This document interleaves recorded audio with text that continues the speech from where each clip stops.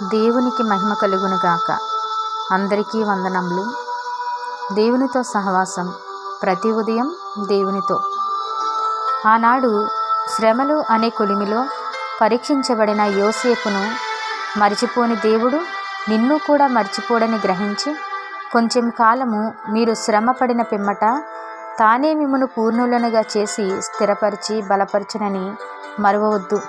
ప్రియ స్నేహితుడా, నీ జీవితంలో అనేక దెబ్బలు తింటున్నావా? ఎక్కువగా పరీక్షించబడుతున్నావా? నీ తప్పు లేకుండానే నిందించబడుతున్నావా? ఎంత ఓర్చుకున్నా ఓపికకు మించి అవమానపరచబడుతున్నావా? అధైర్యపడవద్దు.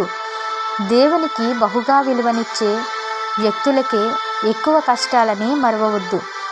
నీతిమంతునికి కలుగు ఆపదలు అనేకములు, కానీ వాటన్నిటిలో నుండి వానిని ఆయన విడిపించునని వాక్యం చెబుతుంది. యోసేపు అంత చిన్న వయసులో ప్రధాని కాకముందు సొంత అన్నల చేత ద్వేషించబడ్డాడు, అవమానపరచబడ్డాడు, గోతిలో త్రోయబడ్డాడు. చివరికి సొంత వారి చేత నిర్దాక్షిణ్యంగా అమ్మివేయబడ్డాడు.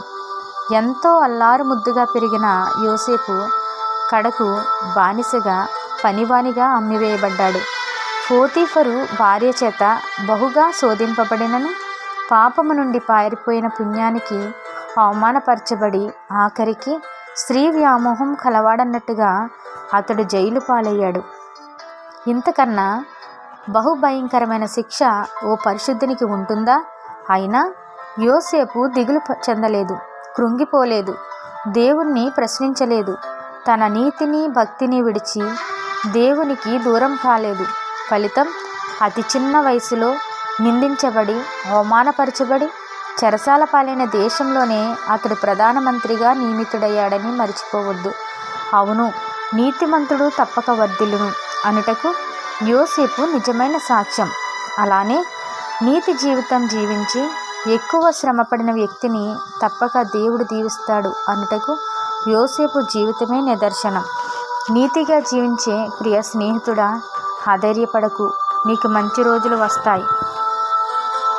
ఈ మాటలు దేవుడు దీవించునుగాక. ఇట్లు మీ సహోదరి శైలజ రాజ్కుమార్. దేవుడు ఈ దినమున మన కొరకు దీవెనగా మార్చునుగాక. ఆమేన్.